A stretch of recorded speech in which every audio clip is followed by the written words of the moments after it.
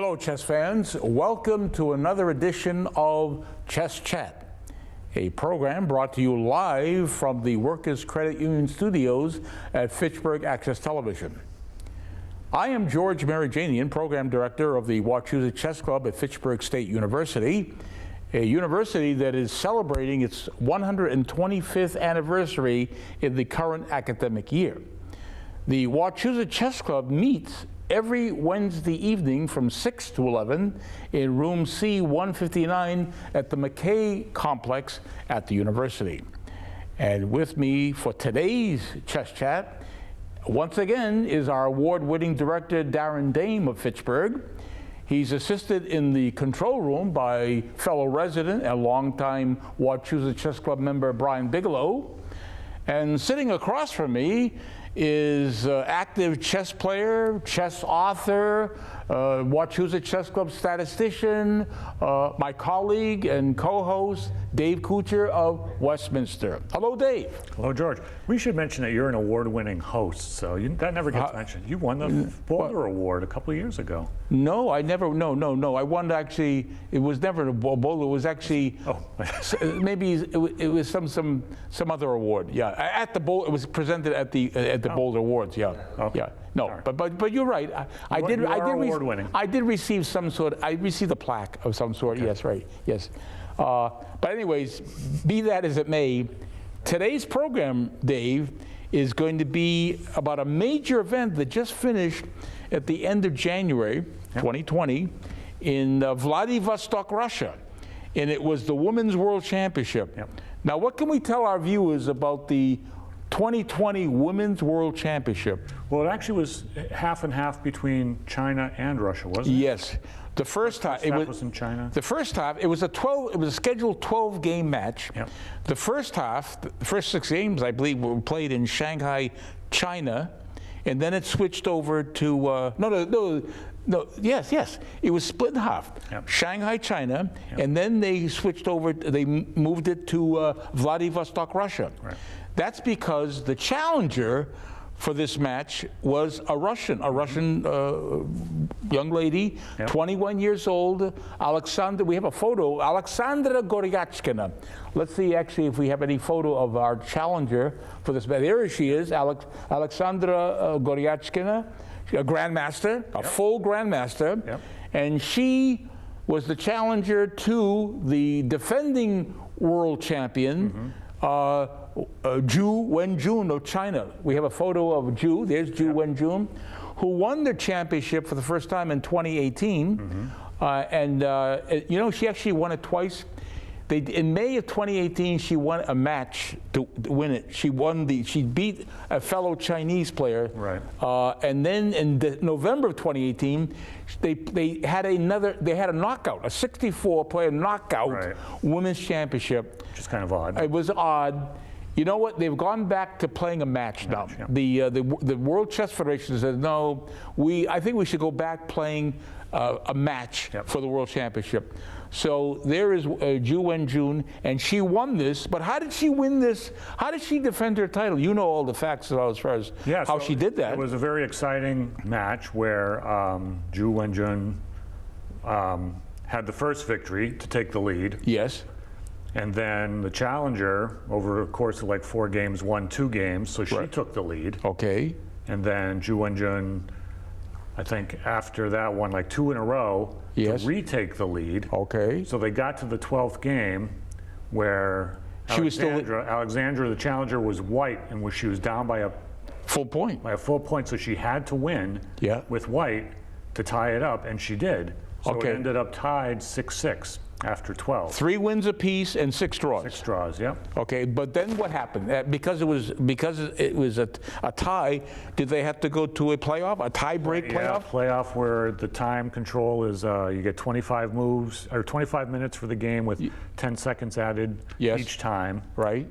And they played 4 games, and Ju Wenjun won 1 of the 4. She won the 3rd game. 3rd game. So, okay, the first 2 were drawn, then she won the 3rd game. And Alexandra would have had to have She would have had to win the 4th game to keep it going, but she didn't. So okay, so Ju Wenjun retains her title. Yep. Okay, now There were no short games from this World Championship. Right. But we're going to present to our Chess Chat viewers a game that Wenjun played 2016 in New Zealand. It was the New Zealand Championship, Open Championship. Yep. And she played it against the commentator. The grandmaster who did the commentary for this match that was played, the Wenjun against Goryachkina, was Grandmaster Nigel Short. Right. And he did the commentary. There's a shot of there's a photo of Nigel Short, who, by the way, came to Massachusetts back in 1985, played a match. If we have time, we're going to talk about Nigel Short at the end. But let's get into this game, because this is a very interesting. Yeah, it's a very interesting. It's actually a wild and interesting game. Yeah, from like the fourth move, it gets pretty wild. Okay, so who had white in this game that was played? So Wenjun. And what did she play as her first move in that? She played d4. Okay. Which usually leads to quiet positional games, but not this time. Okay. In response to that, Nigel Short played the pawn to e6. Okay. Yeah. That's a playable move. Yeah. Now, actually, before we play White's second move, what is possible here? What actually could she have done? It's possible for White to play e4, which now you have a French defense, basically. Yes, if Black continues with d5. Right. Yeah, you're right. Absolutely right. This is a French defense. But this didn't happen. Which would be completely different. Quite a different game. But this is what's usually played, c4. Right, c4, pawn to c4, to which Nigel Short played b6, the pawn to b6. Which is unusual. Wait a minute. You know, in all the years we've been doing Chess Chat, and we are now in our 14th year. We've actually entered our 14th year of Chess Chat. In all the games that we have presented to our viewers, we have never presented a defense like this. Yeah, that's unusual. Now, this must have a name. You know, every opening in defense has a name. Right. What is this called? This is called the English, I found out. Yes. The English defense. Now, do you know why it's called the English defense?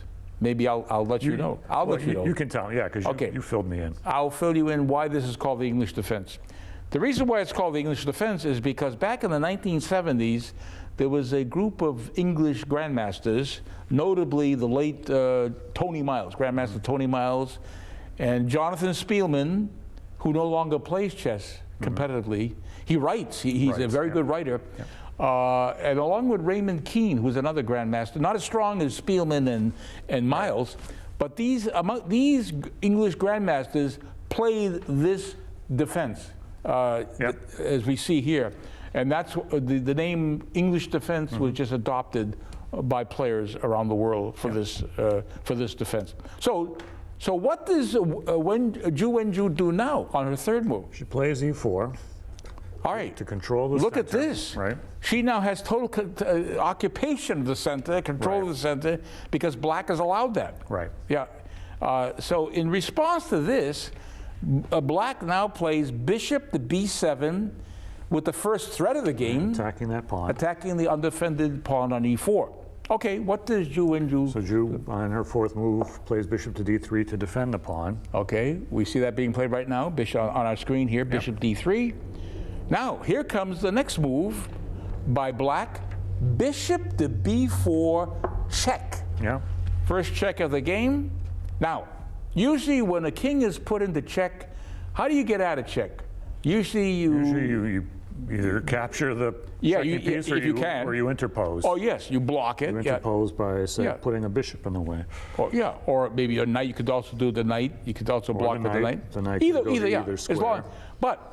And the third way, of the three ways, the third way is what actually White chose to do. She chose to move the king. Which I would never consider, but it's a known... It's a variation in this move, basically, yeah. Well, now, by doing this, by moving the king, White has just forfeited castling. She can't castle. Can't castle. So, and the rook is blocked in. To get the rook out, she's going to have to push this pawn up and... Yeah. So how many players would do that? Actually, how many players would... I wouldn't even think of it. You wouldn't even think of it. But this is, again, one of the continuations. She's a grandmaster. Okay, so to which... what she's doing. Here's what Black did in response. Played the pawn to c5. By playing the pawn to c5, now we have the pawn attacking the undefended pawn on d4.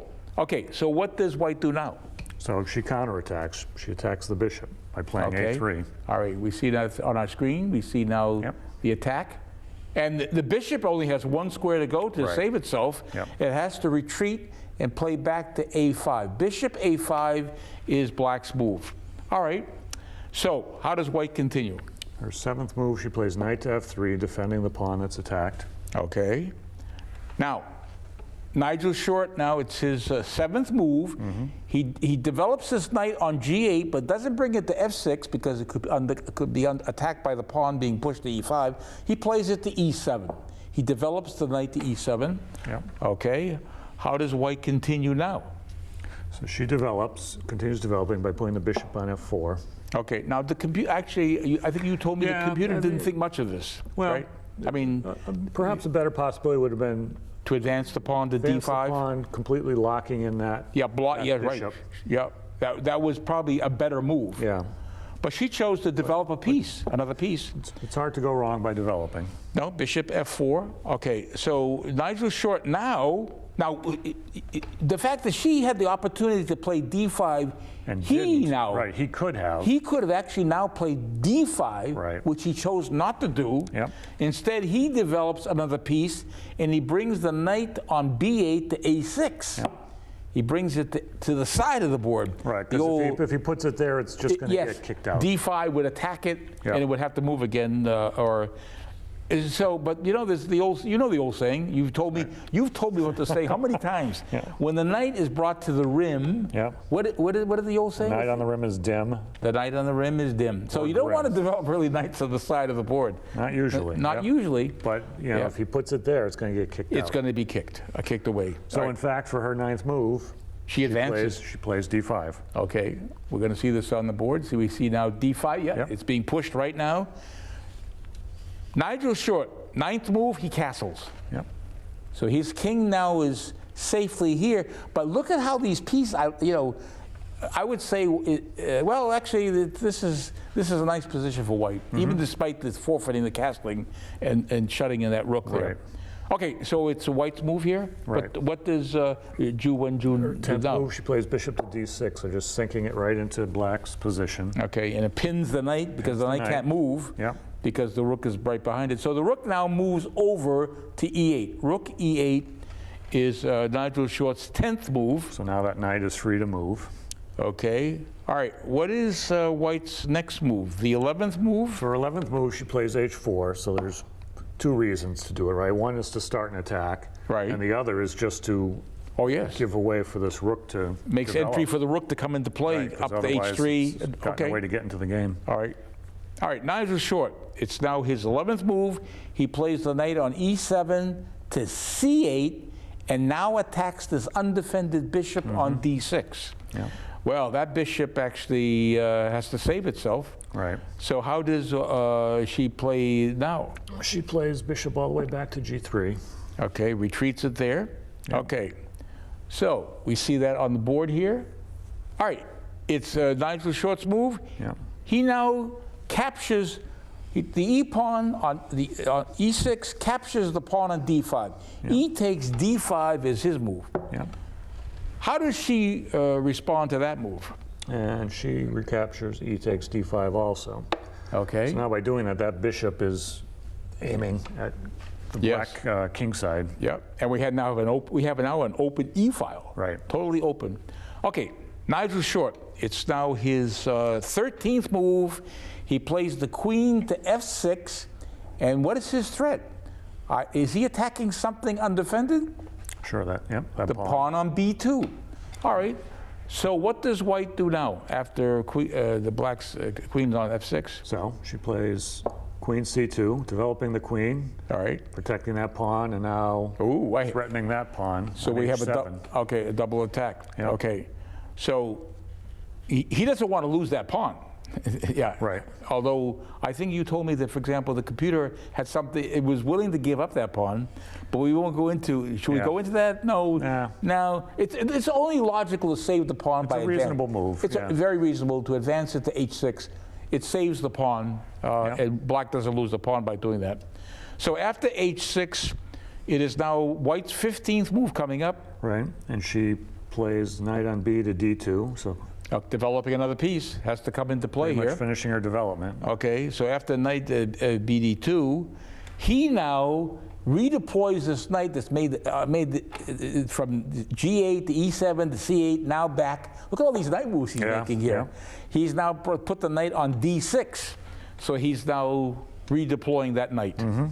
All right, it's white's now the 16th move coming up. What does she do? Right. She plays h5. All right. So again, you know, there's possibilities of attacking the queen. Oh yes, the bishop. She can also develop bring the rook up. Out. All right. Yeah. All right. So here's what Nigel Short did. On his 16th move, he captured the knight on d2 with the bishop. Bishop takes d2 is his move. So we have the first capture of a piece. Now, how does she recapture? Does she capture with the queen? She could recapture with the queen, but she recaptures with the knight. With the knight. Okay. So knight takes d2 is her 17th move. Keeps the pressure on, I guess, with the battery of the queen and the bishop. Okay.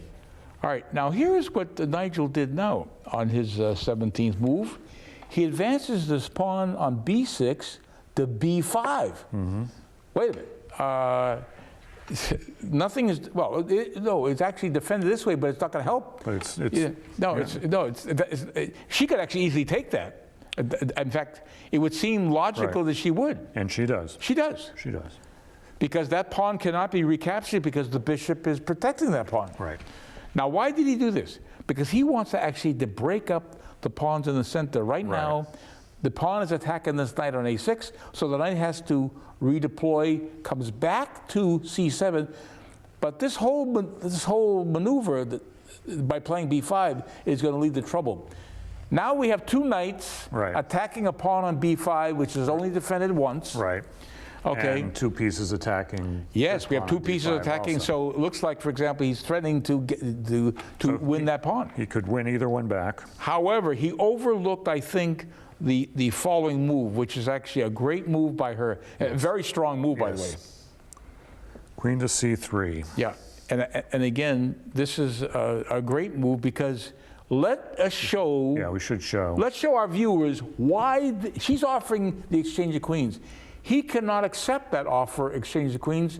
We're going to show our viewers why this queen cannot be taken. If he were to take this queen, queen takes c3. Yep. She would take back, b takes c3. But what's happening here? This bishop is attacking this undefended knight here. Right.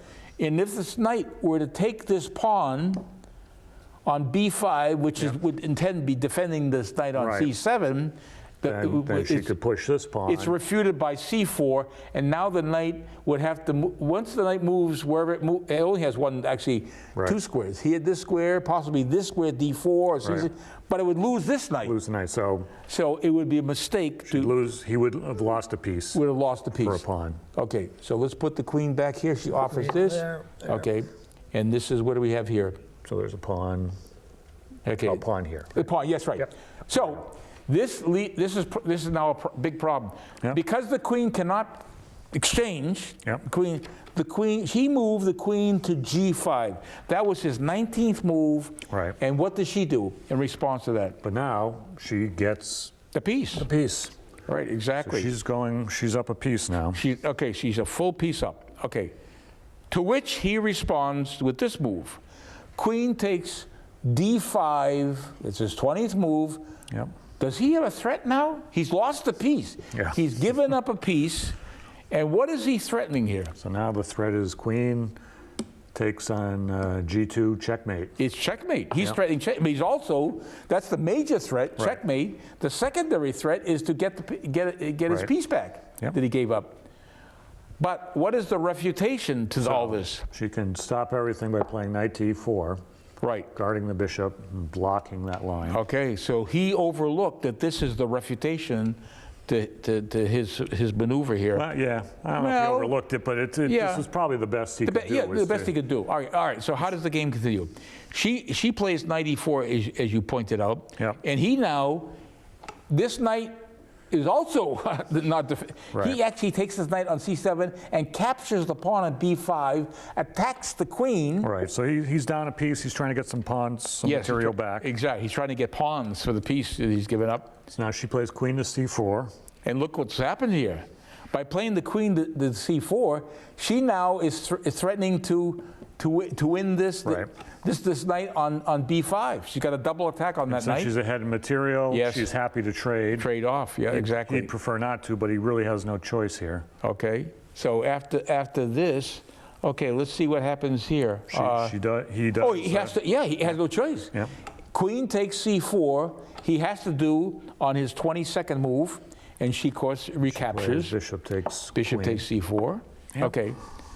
Now here comes a very strange move. Yeah. Before we play Nigel Short's move, what could he have done here? What actually does the computer actually have? Could have. Oh yes. Could have simply defended. Just bring the bishop and just defend the knight. Yeah. Exactly. And then continue with the threat of taking the knight on e4. Yeah. So that's what he should have done. Bishop c6, defend the knight on b5, and still threatening, force this to be defended or retreat. But he chose not to do that. Instead, here's what he played. He played knight takes the pawn on a3. Knight takes a3, his 23rd move.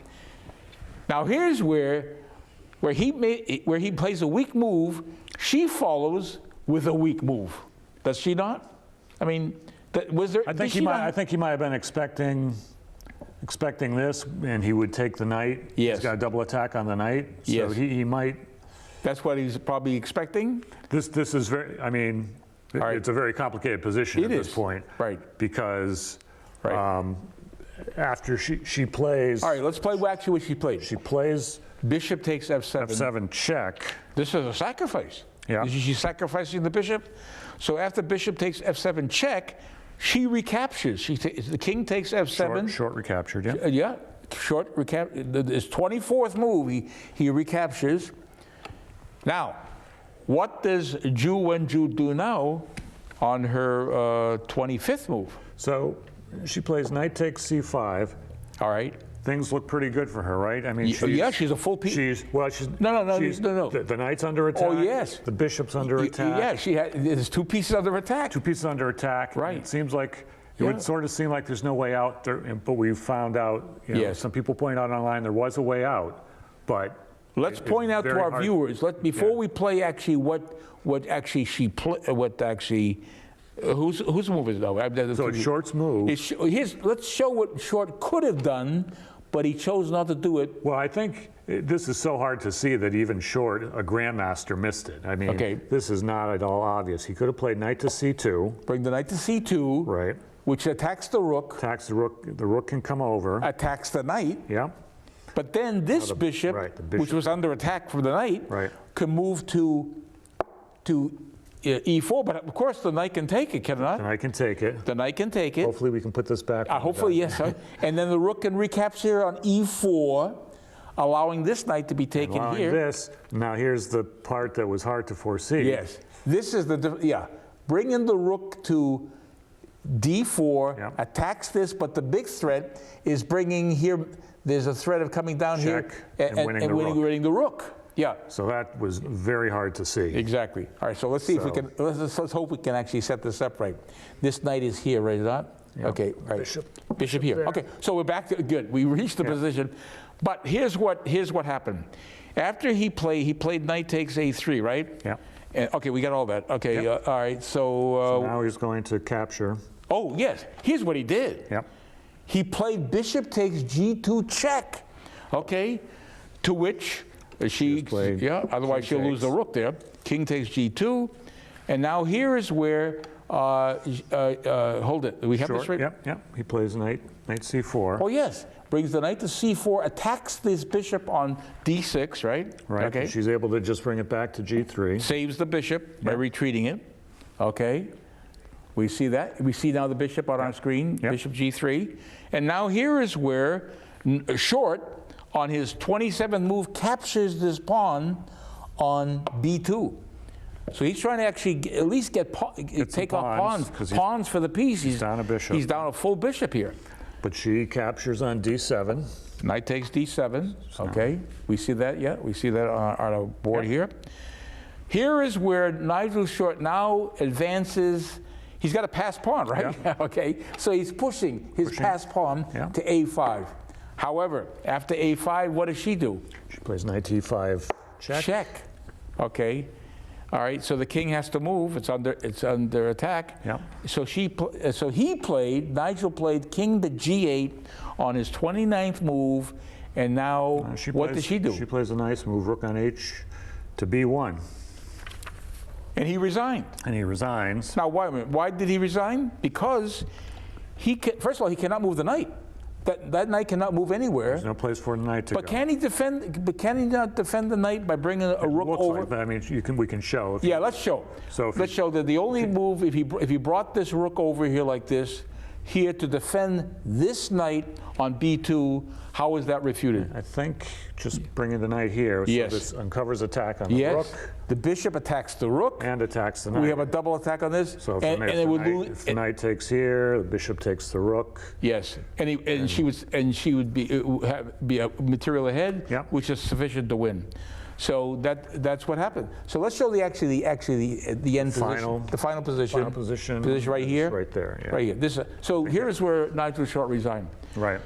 So this was quite a game played by Nigel Short against the women's world champion. This is before she was. This was played in 2016. She wasn't women's world champion. Right. Is it? Yeah, 2016. 2016. Right. Now, but you actually found some very interesting information about Nigel Short. Right. So there's a little bit of irony. Yeah, there is. It's rather ironic that he would lose to a woman in this tournament, because did he not have some disparaging remarks to say about women chess? See, I wouldn't call it disparaging. Well, okay. So he wrote an article. How would you? He wrote an article in 2015 for the magazine New in Chess. What did he say? And can you quote him? I can quote him. Yes. But I'll give some of his quotes and then talk about what happened with that. Yes. Because some of his stuff was, as taken out of context. Will do. We'll take things out of context and blow it up. Okay. So it became an issue more than it really should have been. Okay. So in the article, he said a couple things. The article was called "Vive la différence." Vive la différence. Yeah. And it was talking about women in chess. One of the things he said was. He said, at university level, women are clearly now outperforming men in many disciplines. In my own family, my daughter was uniformly academically excellent, whereas my son, like his father before him, is both lazy and erratic.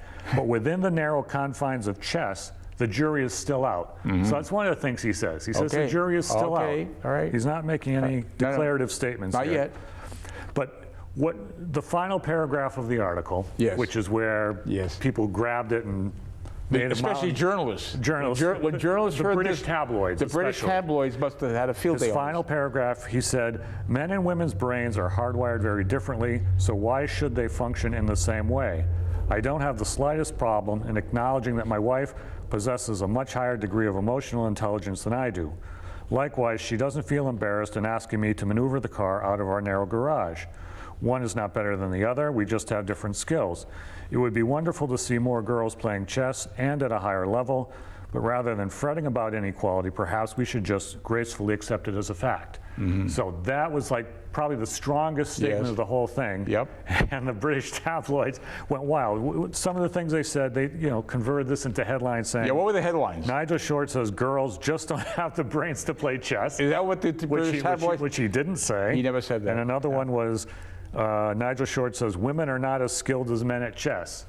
Which he really wasn't saying. But anyway, so it's a little ironic that having penned this article, he was beaten by a woman. A strong. Here it is. Zhu Wenjun, the women's world champion. And we're going to see more of her. She's going to be coming to the United States. Hopefully coming to St. Louis. So maybe we'll report on this on the next Chess Chat. So thank you, Chess Chat fans, for watching this game that Dave and I presented. We'll see you next time on Chess Chat.